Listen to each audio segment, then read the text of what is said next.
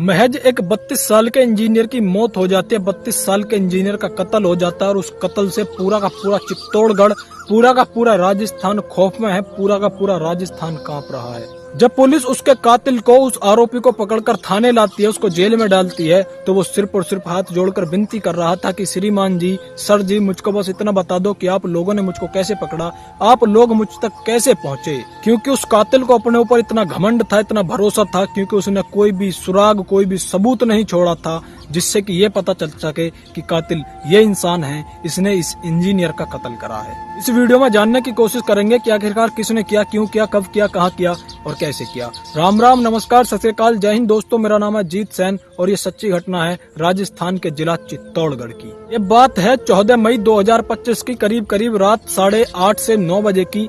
वो पत्नी जो होती है, इंजीनियर की पत्नी जो होती है, वो अपने ससुर के पास में फोन मिलाती है और कहती है कि देखिए ना पिताजी, आपका बेटा मेरा फोन नहीं उठा रहा। पता नहीं इसके दिमाग में क्या चलता है, इसको क्या समझ में आता है, किस बात से नाराज है मुझको नहीं पता। क्या ये इतना भी नहीं बता सकता कि मैं फलानी जगह हूँ और मैं मुझको आने में इतना टाइम लगेगा। उसके बाद में उसके ससुर कहते हैं कि ठीक है बेटी, तुम टेंशन मत लो, चिंता मत करो, मैं अपने बेटे के पास में फोन करता हूँ और देखता हूँ वो कहाँ है। उसके बाद में जब वो पिता अपने बेटे के पास में फोन मिलाते हैं तो वो करीब 10 से 20 बार अपने बेटे के पास में फोन मिलाते हैं, लेकिन उनका बेटा एक बार भी फोन उठाकर ये नहीं कहता कि मैं जिंदा हूँ, यहाँ पर हूँ, इतनी देर में आऊंगा, क्योंकि वो जिंदा था ही नहीं, क्योंकि उसकी मौत हो चुकी थी, उसका कत्ल हो चुका था। पिता को लगता है कि शायद मेरे बेटे के साथ में कुछ न कुछ अनहोनी हो गई है, कुछ न कुछ गलत काम हो चुका है, क्योंकि आज से पहले कभी भी जिंदगी में उसने कभी भी ऐसा हुआ नहीं है कि उसने मेरा फोन न उठाया। वो 1 या 2 बार में मेरा फोन उठा लेता है, लेकिन आज 20 से 30 बार फोन मिलाने पर भी मेरा फोन नहीं उठा रहा। ससुर जो होते हैं वो करीब अपने बेटे से करीब 100 या 150 किलोमीटर दूर रहते हैं। वो रात को ही अपने बेटे और अपने जमाई के साथ में अपने बेटे के घर पर आ जाते हैं, अपने बेटे की बहू के घर पर आ जाते हैं। इसी बीच में वो थाने जाते हैं और जाकर अपनी शिकायत दर्ज कराते हैं। कहते हैं कि हमारा बेटा कल से लापता है, मिल नहीं रहा, फोन नहीं उठा रहा। इसी बीच में पुलिस वाले उस लड़के का, उस इंजीनियर का फोन मांगते हैं, नंबर मांगते हैं, नंबर बताया जाता है, लोकेशन ट्रेस की जाती है और पता चलता है कि आपके घर के करीब 500 से 600 मीटर के एरिया में ही उसका फोन बज रहा है, उसका फोन मिल रहा है, उसकी लोकेशन आ रही है। उसके बाद में उस इंजीनियर के फोन को ढूंढा जाता है। मौके पर पुलिस भी जाती है, पुलिस वाले एक टीम गठित करते हैं, वो टीम भी वहां पर जाती है, परिवार के लोग भी जाते हैं, पिता भी होते हैं, उसके दामाद भी होते हैं, छोटा भाई भी होता है, पत्नी भी होती है, अड़ोस पड़ोस भी होते हैं। वो सब के सब मिलकर उनकी मदद करना चाहते थे, उस लड़के को, उस इंजीनियर को ढूंढना चाहते थे। इसी बीच में करीब खेतों की तरफ जब वो जाते हैं 500 मीटर, तो वहां पर एक कुआं होता है और कुआं के पास में ही एक फोन पड़ा हुआ होता है। जब वो फोन मिला रहे थे, फोन पहचान लेते हैं कि हाँ, ये हमारे बेटे का ही फोन है, हाँ, ये मेरे पति का ही फोन है।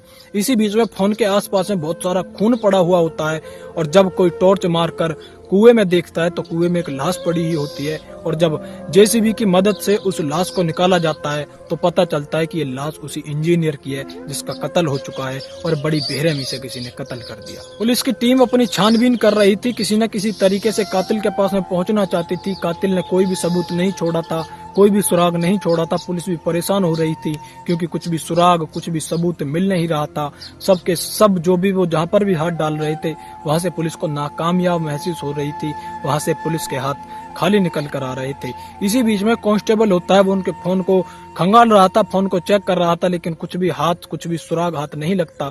इसी बीच में जब वो उस इंजीनियर का व्हाट्सएप खोलता है तो व्हाट्सएप पे एक कॉल आ रही थी जो कि लास्ट टाइम उसी नंबर से उस इंजीनियर ने बात करी थी। उसके बाद में वो कांस्टेबल उस शख्स के पास में फोन मिलाया जाता है, पूछते हैं कि तुम कौन बोल रहे हो, तो बताता है कि मैं इस कॉलोनी का रहने वाला हूँ। दरअसल जहाँ का वो इंजीनियर रहता था, वो 1 या 2 घर छोड़ने के बाद में वो भी वहीं पर रहता था, जो कि बैंक में एक कैशियर की पद पे एक बैंक में जॉब करता था, एक कैशियर होया करता था, बैंक में कैशियर की नौकरी करता था। उसके बाद में जब पुलिस वाले उसको थाने लाते हैं, वो कांस्टेबल पूछता है कि बताइए तुमने आखिरी बार उससे क्या बात करी। तो पहले तो वो इधर उधर की बात करने लगता है, लेकिन बाद में उसकी जुबान बंद हो जाती है, वो ज्यादा देर पुलिस के सामने टिक नहीं पाता।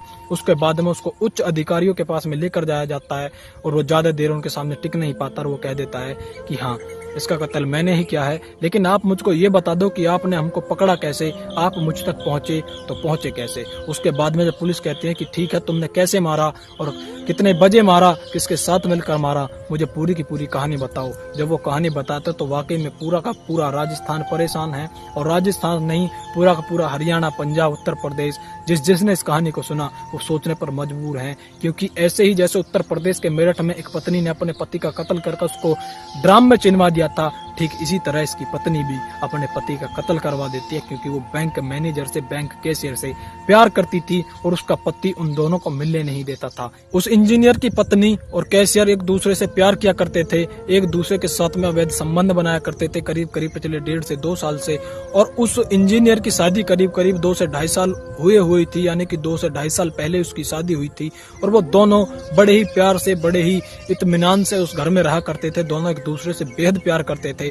उधर जो कैशियर होता है वो भी शादीशुदा होता है, उसके भी बच्चे होते हैं, लेकिन उसके बाद भी इतना गलत कदम उठा लेते हैं और आज दोनों के दोनों पछता रहे हैं, क्योंकि आज दोनों के दोनों जेल में पड़े हैं। उधर कैशियर के और इंजीनियर की पत्नी के अवैध संबंध बन रहे थे, इस बात की खबर इंजीनियर को लग जाती है। उसके बाद में वो अपनी पत्नी पर पूरी तरह पाबंद लगा देता है और कहता है कि आज के बाद तुम उससे नहीं मिलोगी। उसके बाद में उसकी पत्नी और उसकी पत्नी का प्रेमी मिलकर उसको मारने का प्लान बनाते हैं और सोचते हैं कि इसको कब मारा जाए, कैसे मारा जाए।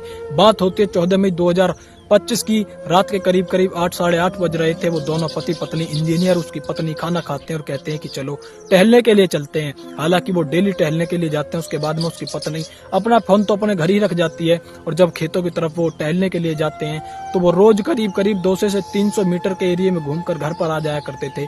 लेकिन आज पत्नी ये कहती है कि चलिए ना थोड़ा सा और आगे चलते हैं। और जैसे ही आगे चलते हैं तो एक कुआं होता है और कुएं के पास में वहां पर वो दोनों एक दूसरे से प्यार मोहब्बत की बातें कर रहे थे।